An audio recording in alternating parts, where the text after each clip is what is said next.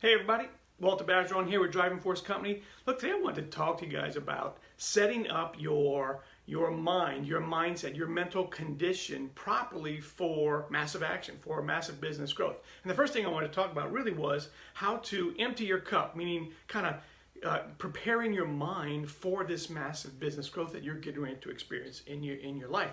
And so there's this saying that I want to kind of share with you guys. I'm sure you've heard before, but I want to kind of get this out this morning, was to show you that there was this story that goes that's a really good way to think about how you want to empty your cup, get your mind prepared. And it concerns us. It's a Buddhist student and a Zen master. And so the student asked the master, he says, "Master, would you please teach me the ways of your knowledge?" And as soon as he asked, he began to talk about all of his extensive knowledge and his background. And the student kept rambling on about all the previous studies he had done, all the previous experience he's had. And the master just sat there patiently, listening. And he began to make a pot of tea. And when the tea was ready, he took the tea and started pouring the tea into the student's cup. And he slowly started pouring it and pouring it and pouring it. And then the cup began to overflow and run all over the table and then spill all over the floor. And we started making a real big mess. And the student said, "Stop, stop." He shouted, "What are you doing? Stop. The cup can't get any more full, master." The master stopped pouring and said, "Look, you're like this cup. You're full of ideas and previous knowledge, yet you come to me asking for teaching, but your cup is full. I can't put anything in. So before I can teach you, you've got to empty your cup." And look, I know this is an old story and one you've probably heard before, but it's especially important because before you can learn, before I can show you any new and exciting strategies for massive business growth, I'm going to ask you just to empty your cup, at least for these couple of minutes here that we have together right now. Take in this new knowledge, make it your own. And to do that, you'll have to open your mind instead of just dismissing any of what we're going to talk about this morning. Make sure you understand this, that you don't just dismiss it as not applicable to your business, and instead give it some consideration on how you can apply it to your business, and you can apply this to your personal situation. So the first step in setting up this work environment, this massive action work environment is to realize that it's both in your mental condition as well as your physical environment. You need to set both of these up. Empty your cup, meaning empty your mind of all previous thoughts of how things should be done just for a few minutes in your mindset, in your mental condition, as well as in your environment.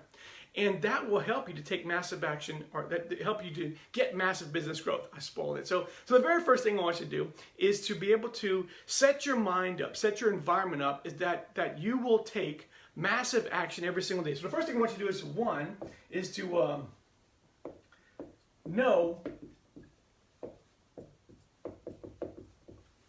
decide that you will take massive action every single day.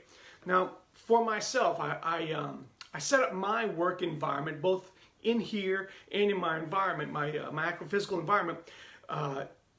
I knew that I needed privacy. I needed time to think. I needed time to go through all these strategies that were getting ready to happen in one of my businesses. So I simply took an 11 by 17 sheet of paper and I taped it on the wall right outside my office, so that every time that I went in and out of my office, or anytime my employees went by, that they would see this sign and remind me that I need to take massive action. Because up to that point, all I was doing is taking baby steps, really small steps. And if I knew that if I continued to only take baby steps, I would get baby results. And quite honestly, that's exactly what's happening with my business. Small growth, small plans, small actions, and small results. And I got to the point where it was no longer acceptable to do that. And that's when I decided to set up that massive action work environment in my head and in my office.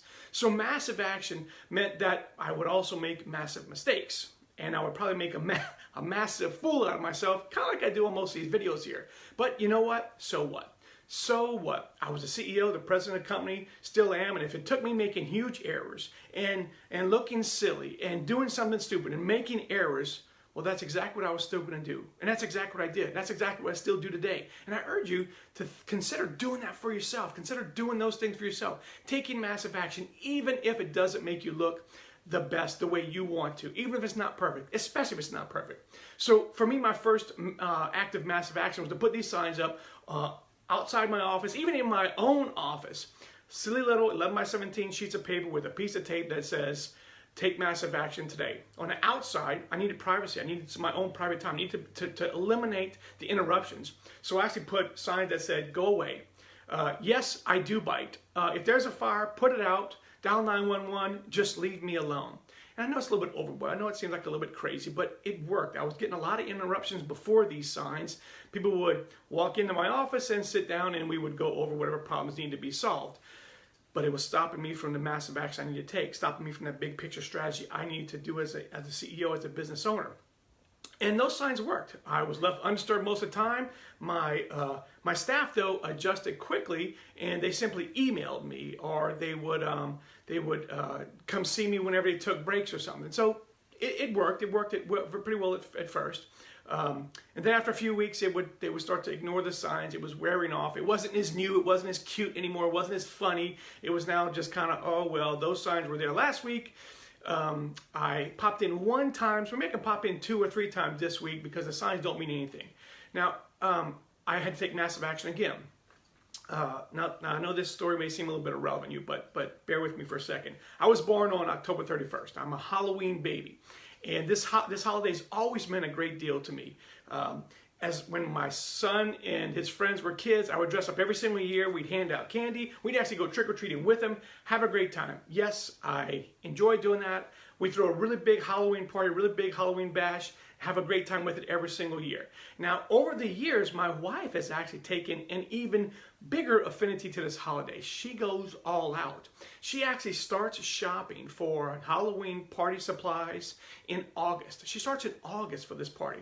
She has accumulated 10 pallets, not boxes, not little small baskets, pallets, 6 by 6 by 8 or 10 feet tall, pallets full of Halloween decorations. These are huge pallets. Every decoration you could possibly imagine, including a bunch of big life-size animated horror movie props. One of these props is Michael Myers, the famed Halloween guy with the knife and all that. So back to my massive action. So what I did is I took Michael Myers with his hockey mask and his not his hockey mask, his weird-looking white mask, and his knife in hand, and I put him just outside the door to my office. And I taped those signs to his chest that says, yes, the owner does really bite. And wouldn't you know it, it worked again. Everybody left me alone. I got the massive action that I wanted to get done. It shocked me a little bit every time I walked into my office, knowing that, am I really putting something this silly in front of my office? And I was, because I was determined to not have any excuses to this massive action. So if you ever have an excuse that your staff won't leave you alone, or you just can't find the time, you need to dig a little bit deeper. Find a more creative and maybe even totally extreme way to make that time happen. Make the massive action happen. Make it massive every single day and take massive action every single day, and don't make any excuses. The second thing I want to tell you about is your philosophy of making sure that you can grow and setting your work environment and your physical environment up is that 2,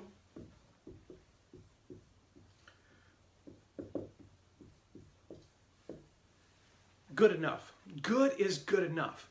Now, this part's really hard for me to swallow, and maybe it is for you as well to swallow, that the things that you're going to put out in your business aren't perfect, that the production you provide, that the quality, that the product that you provide is just good enough. It's not perfect. Look, I'm a nuclear engineer by trade. I'm a nuclear reactor engineer by trade. And for years and years, and even in my trade, perfection is the only possible output that you can have. Perfection was what's good enough. Perfect was good enough. And this pursuit of perfection was one of the mantras I lived by. But, you know, it would slow things down to a crawl. It slowed everything down to a crawl. And I really had to pound this into my head that good is good enough year after year to make sure that this philosophy became a new part of my mantra, because I needed some output. I needed to flow to take these strategies out of just thinking and into action. So moving forward, this new mantra sprung up, and I decided that the third time is a charm. The third time would be my good is good enough. I would use this as my measuring stick or the way I operate. I would work on something and I'd give myself 3 revisions. Then no matter what it was, I would send it out. Whether it was to my clients, whether it was to my staff, whether it was a new website, whatever it was, I got 3 tries at it, and then it goes out. Errors and all. I would make corrections after the fact and just live with it. Now, that was that was a knife to the heart sometimes when someone would email or text or let me know, hey, Walter, you made a mistake here, a spelling error. You said this incorrectly. You forgot an entire page. You didn't put the phone number that you told us to call. There were a lot of errors, but I got it out and I made corrections on the back end. A little story I want to tell you real quick. My son just completed publishing his very first book, and it had mistakes in it. It still got mistakes in it. It still got spelling errors. It's got lines that are in the wrong place. There's a website that's in his book that's not even set up. But the young man went out and gave away 30 copies of the book, only 30 copies. Gave away 30 copies of books to his friends and his teachers and all that. And they point out the mistakes to him. Now this was, God, this is a stick in his heart. Like, oh man, I made mistakes. His English teacher told him about some of the English errors he was making. But his English teacher is not a published author. His English teacher doesn't necessarily have a website that's selling books and is moving forward. They're stuck in the past of making sure that they don't do anything until they've got these mistakes taken care of. And that's a problem, because if you are not giving some output, you're not taking action on your ideas, then all you're doing is dreaming. We're not here for dreaming and no action. We're here for action on the dreams that we have. So looking back, a good book published is significantly better than a perfect book that is still sitting in your computer and unpublished. So what I want you to do is to think of good is good enough. Decide what your minimum line of production has to be, your good is good enough line. Mine was 3 times a charm, yours could be different. But please don't make sure things are perfect before you send them out. Get them out there, produce more by lowering your standards a little bit, making corrections on the back end, knowing that you're going to make mistakes, and accepting that as part of your new way to move forward. And the third thing I want to talk about is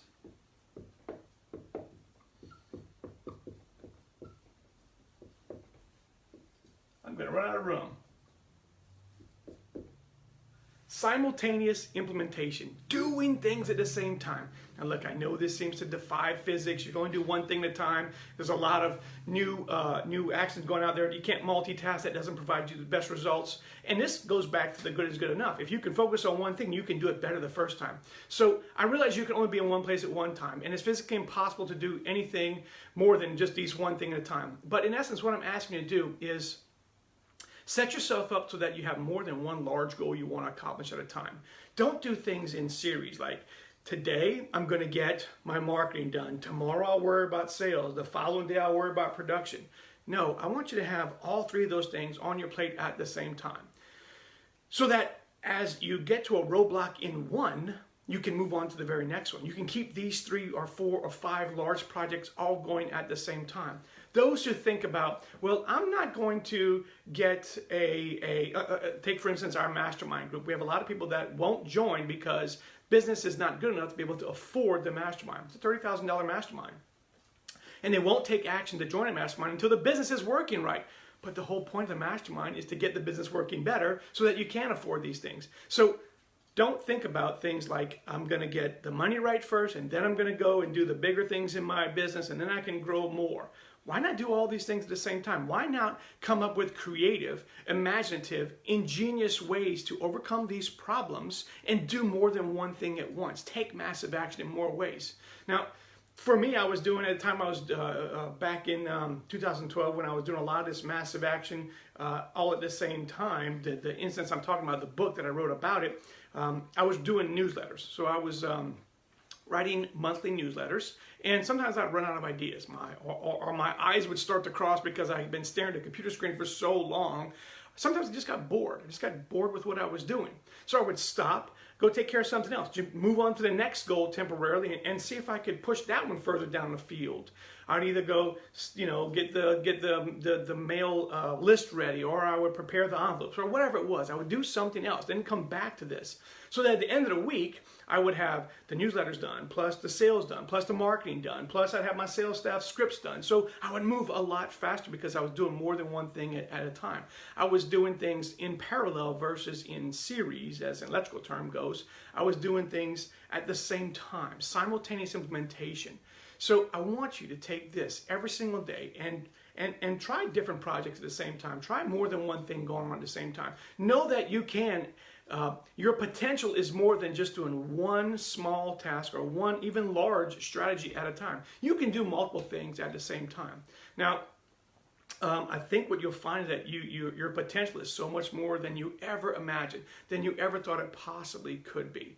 So look, go out, take massive action every day. Know that good is good enough, and I want you to implement simultaneous large projects at the same time. Thanks so much for listening today. We'll talk soon. Bye.